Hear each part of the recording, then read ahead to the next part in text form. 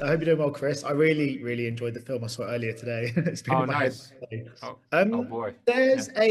there's a lot of makeup and a lot of prosthetics obviously involved here, especially kind of Yes. towards the end of the film.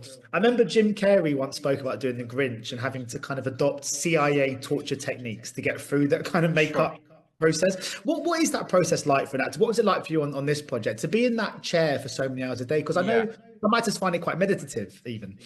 Yeah, it was a weird. I mean, it was new. I've done prosthetics before, but obviously not to this extent by any means. Luckily, Arian and Pam, who were who applied Arian's the designer and who applied the prosthetics. It was really just us three a lot of the time, a lot of time in the chair.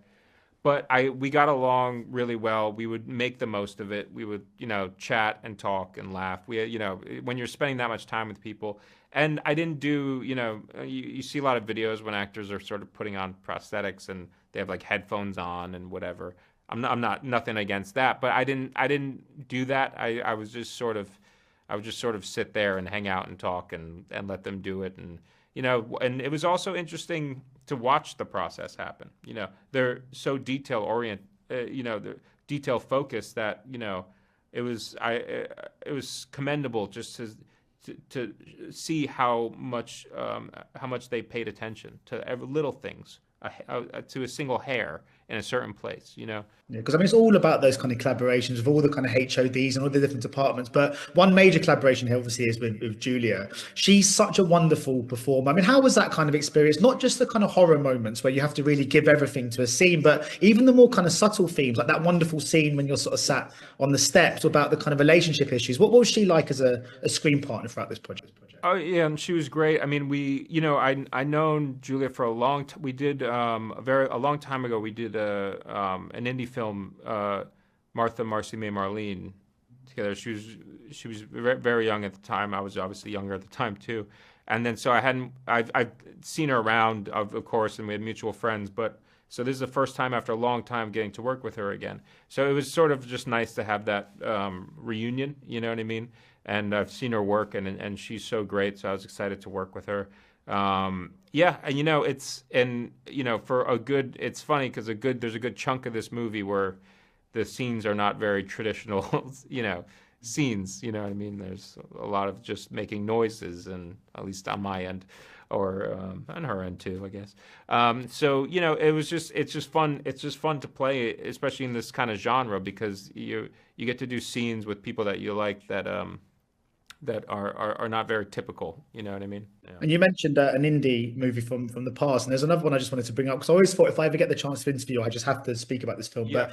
But James White was a sensational piece of art, and you were Yeah. amazing in that film. And it Oh, always really upset me that it never got released in the UK because I saw it at the London Film Festival. But I feel like those who have seen it have such a special connection to the material. How fondly do you look back on that film? And do you hope, due to not having a kind of major release in some nations, that it could find a kind of second life somehow in streaming? Because it feels like a film people need yeah. to see. Yeah, I know. Like, it's funny you say. I never actually knew that. I didn't know it didn't get.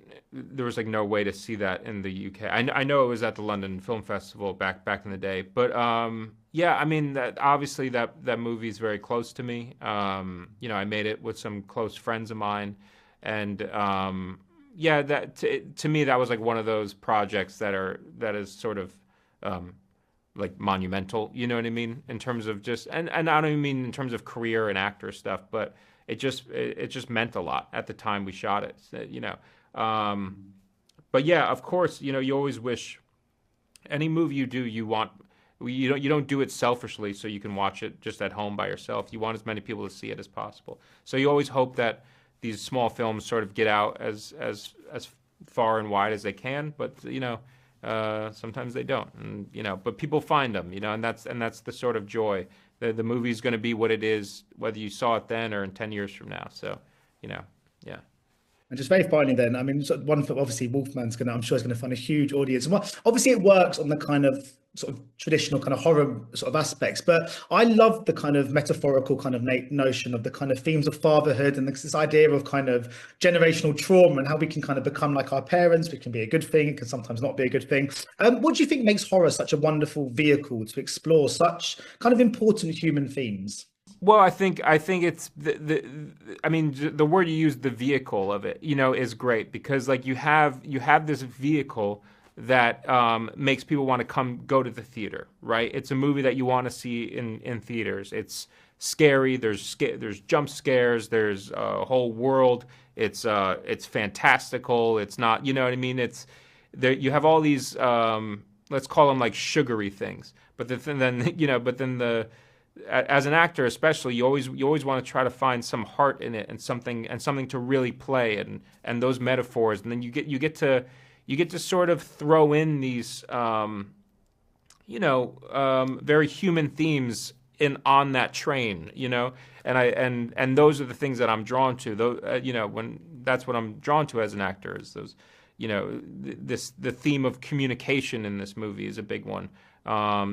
Like you said, the theme of generational trauma, the theme of illness is something that is relatable, and taking, being able to take things from real illnesses that people deal with loved ones all the time, and sort of inject it into a wolf transformation is sort of like, I think that's part of my job too, and that's what makes it that's what makes it fun to play. Yeah, it's a great film. Well, thank you so much for your time, Chris. Much appreciated. Nice one. I appreciate it. Thanks. Ladies and gentlemen, you're watching Hey You Guys. Hey, you guys! Hey, you guys! Hey, that's what they all say. Hey, you guys! Hey, you guys!